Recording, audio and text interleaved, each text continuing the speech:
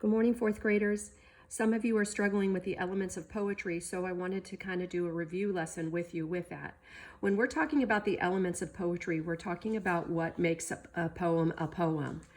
So there's some vocabulary that you were introduced to on Monday that you needed to really start working on and making sure that you had a firm understanding of it. One word that you were introduced to was verse. These are the single lines of a poem. A stanza, that is a group of verses in a poem. These are the paragraphs. So when you're looking at poems, when you're looking to see whether or not it has stanzas, that means that those words, those verses are grouped together. The rhythm, just like in music, it's the beat made by stressed and unstressed syllables in a poem. A rhyme, that's when two words end with the same sound. And there is rhyming schemes. These are the patterns of rhyming words used within a stanza. For example, maybe the ending word of the first line and the third line rhyme, while also the second and the fourth line will rhyme. Meter, that's the exact number of stressed and unstressed syllables in each line of a poem. You're familiar with the word simile. A simile is the comparison of two things using words like or as. We've already been practicing that in class. Again, with metaphors, that's also a type of comparison, but that does not use the words like or as. A hyperbole, that's an extreme exaggeration. These words that I'm talking to you about right now, these are some figurative language types. So a hyperbole, that's that extreme exaggeration, and it's meant to create strong images or feelings for the reader. For example, I've told you 1,000 times. That's a hyperbole because we haven't told you 1,000 times. Personification, that's when animals or objects are given human characteristics, such as the ability to talk. Or in this example, where the leaves danced in the wind. Onomatopoeia, these are words that sound exactly like the object or action that they're describing, like a splat. Alliteration, this is when two or more words in a verse begin with the same sound, like Sally sells seashells. Idioms, these are sayings whose meanings cannot be understood from the individual words that are in it, like you're pulling my leg. So let's look at this particular poem right here. This is Daydreaming. I'm stuck here at my brother's soccer practice, waiting for it to be done. I thought I'd do some homework, but it's so much nicer to sit here in the sun. I look up at the clouds. I find some good shapes when I glance. There's an elephant and an eagle, all doing a cloudy little dance.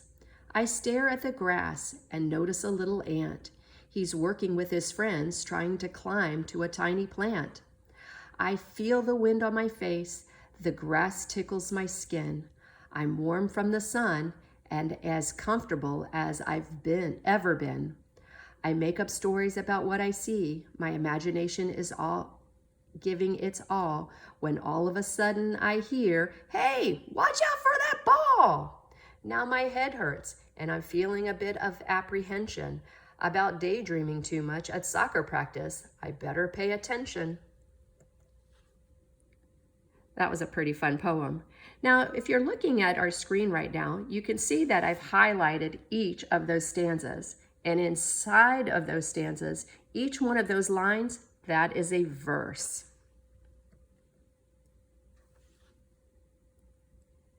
And here you can see where I've numbered those lines of the poem. So this poem has 24 lines or verses.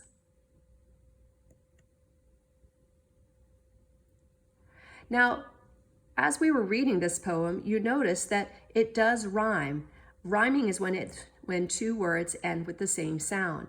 Now, if you look at this particular poem, you can see that the second and fourth line throughout the poem all end with a rhyming word.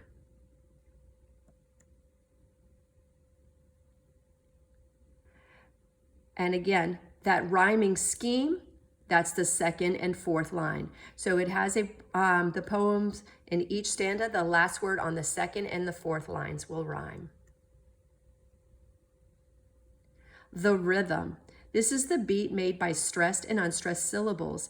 And yes, this poem does have a rhythm. The rhyming words give the poem a rhythm. You put more emphasis on the words that rhyme than those that don't, and this creates a beat like a song. Now, this poem also has lots of figurative language. There are similes, there's metaphors, there's idioms, alliteration, personification. So let's take a look at some of them. Where it says the grass tickles my skin in the 4th stanza, that's an example of personification.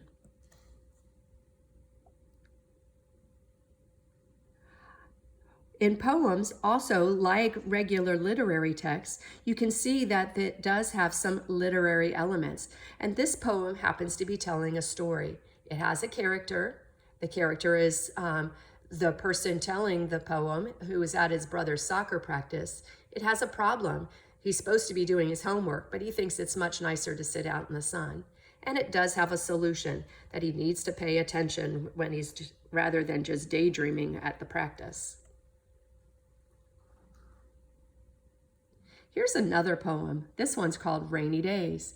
As you can see, there are multiple stanzas, and all of the lines are numbered for us. Those are our verses. In this particular poem, you can see it has 8 stanzas. Each of them are highlighted for you. It has 32 lines.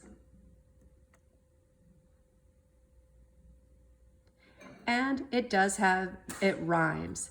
Thunder booms and lightning claps. The clouds cover the sun. It's dreary out. Stay inside all day. Have a bit of fun. Build a fort. Climb inside. Make a white t-shirt tie-dyed. Do jumping jacks. Read, read, read. Race down the hall with your brother. Who has the most speed? Bake some cookies. Bake some bread. And add extra chocolate chips or cinnamon butter spread. Write a play, then put on your show. Google an easy recipe and make your own Play-Doh. Draw, color, sketch, create a new city, dress up your dog or chase your kitty. If you're feeling brave, head out for a walk, jump into puddles, come with wet socks. There's plenty to do when it's raining outdoors. Which activity will you choose while it sprinkles and pours? So you can see that this poem does have a rhyme. Remember, in order for a poem to rhyme, the words have to rhyme at the end of the line or verse.